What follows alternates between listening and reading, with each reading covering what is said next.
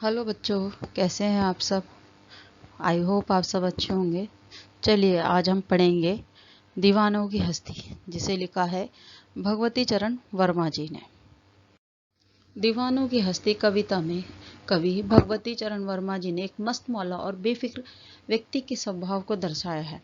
कवि के अनुसार ऐसे लोग एक स्पष्ट संदेश देते हैं कि कैसे दुनिया में रहना चाहिए और अपने अंदर सकारात्मक विचारों को बनाए रखने चाहिए, जिससे कि हम एक अच्छी ज़िंदगी जी सकते हैं।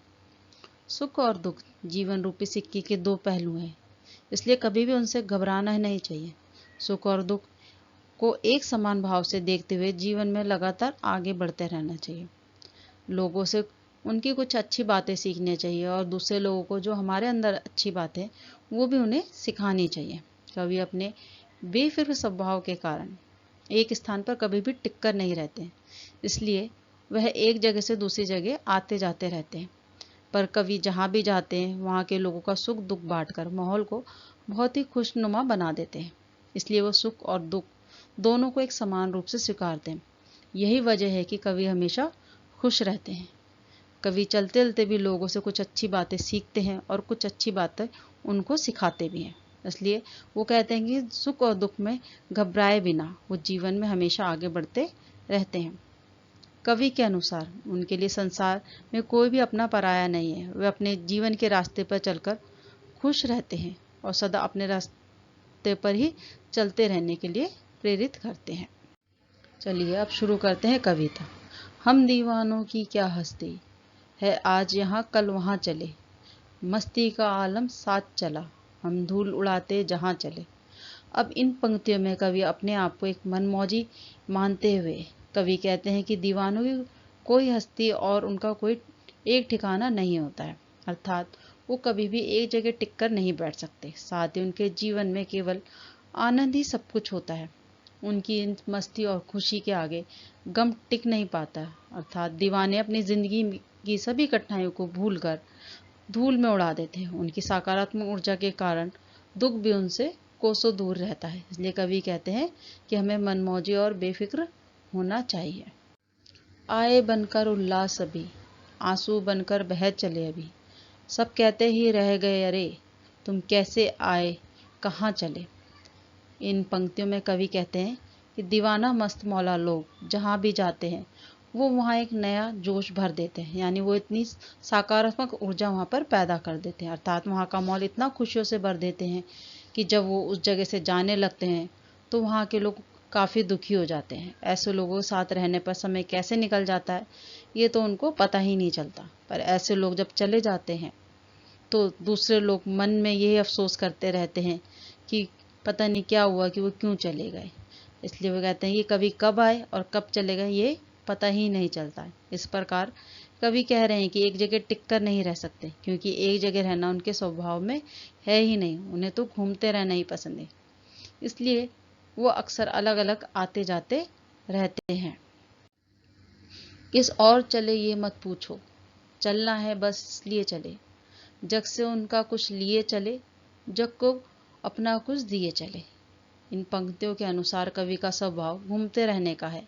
इसी कारण कवि लोगों से कह रहे हैं कि मुझसे ये मत पूछो कि मैं कहाँ जा रहा हूँ, ये तो मुझे खुद भी नहीं पता कि मैं कहाँ जा रहा हूँ, क्योंकि हमारी कोई एक निश्चित मंजिल नहीं है, अर्थात कोई एक निश्चित जगह नहीं है जहाँ उन्हें जाना है। मतलब उनका कोई पत्ता और ठिकाना नहीं है, उन्हें तो बस चलते रहना और ये उनकी आदत में। इसलिए मुझे बस निरंतर चलते रहना है। इसलिए कवि जहाँ भी दो पल के लिए ठहरते हैं वहाँ वह अपने मनमौजी स्वभाव के कारण लोगों से निस्वार्थ प्रेम भाव बांटते हैं और उनका सुख दुख बांटते हैं, उनसे कुछ अच्छी बातें सीखते हैं और अपने अंदर ही कुछ अच्छी बातें भी उनको सिखाते हैं। इसी कारण कवि कहते हैं कि मैंने इस संसार के लोगों से जो कुछ भी लिया है वो उनको समान रूप से अवश्य वापस कर देते हैं। दो बात कही दो बात सुनी, कुछ हंसे और फिर कुछ रोए, छक्कर सुख दुख के घूंटों को हम एक भाव से पिए चले। इन पंक्ति में कवि कह रहे हैं कि वो जहाँ भी जाते हैं वहाँ के लोग उनसे खूब घुल मिल जाते हैं और उनसे अपने सुख दुख बांटते हैं। मतलब कवि का स्वभाव इतना मिलनसार है कि सभी लोग उनसे अपने सुख दुख बांट लेते हैं। कवि लोगों की सुख दुख की बातें सुनते हैं और अपने दिल की बातें भी लोगों से कर लेते हैं। कवि के लिए सुख दुख दोनों भावनाएं एक समान है, इसलिए वो दोनों परिस्थितियों को शांत रहकर सहन कर लेते हैं। इस प्रकार कवि अपनी राह पर चलते हुए लोगों को सुख दुख बांटते हैं और उन्हें एक समान ढंग से लेकर आगे बढ़ जाते हैं। हम भिखमंगों की दुनिया में स्वच्छंद लुटाकर प्यार चले, हम एक निशानी सी उर पर ले असफलता का भार चले। इन पंक्तियों में कवि कहते हैं कि ये दुनिया बहुत ही स्वार्थी है। लोग अपने स्वार्थ में इतने अंधे हैं कि बस भिखमंगों की तरह ही सबसे कुछ न कुछ मांगते ही रहते हैं। लेकिन कवि ऐसे नहीं है, वो निस्वार्थ हैं। इसलिए उन्होंने इस स्वार्थ भरी दुनिया में बिना किसी शर्त के अपना सच्चा प्यार लुटाया है और लोगों पर प्यार बांटने का ये खूबसूरत एहसास हमेशा कवि के दिल में ही रहता है। आगे कवि कहता है कि उन्होंने जीवन में बहुत बार असफलता और हार का स्वाद चखा है, लेकिन उसका बोझ उन्होंने कभी किसी दूसरे व्यक्ति पर नहीं डाला है। इस तरह कवि ने स्वार्थी दुनिया को बहुत प्यार दिया है और अपनी असफलता का भार हमेशा स्वयं ही उठाया है। अब अपना और पराया क्या, आबाद रहे रुकने वाले, हम स्वयं बंधे थे और स्वयं अपने बंधन तोड़ चले। इन पंक्तियों में कवि कहते हैं कि जब कोई दीवाना किसी स्थान से आगे निकल जाता है और वो अपने सारे बंधन तोड़ देता है, अर्थात उनके लिए दुनिया में कोई भी अपना पराया नहीं रहता। वो सभी को एक समान देखते हैं। जो लोग एक मंजिल पाकर वहीं ठहर जाना चाहते हैं, उन्हें कवि ने सुखी और आबाद रहने का आशीर्वाद दिया है। अर्थात जब लोग एक जगह पर रह कर बस जाते हैं और अपने मकसद पूरे करते हैं, तो ऐसे लोगों को कवि आशीर्वाद दे रहे हैं। मगर कवि खुद एक जगह बंद कर नहीं रहना चाहते, इसलिए उन्होंने अपने सभी सांसारिक बंधन तोड़ दिए हैं और वो अब अपनी चुनी हुई राह पर आगे बढ़ते जा रहे हैं और वो इसी में खुश हैं। आगे इस कविता में शब्दार्थ दिए गए हैं। ये सभी वो शब्द हैं जो इस कविता के अंदर आए हैं।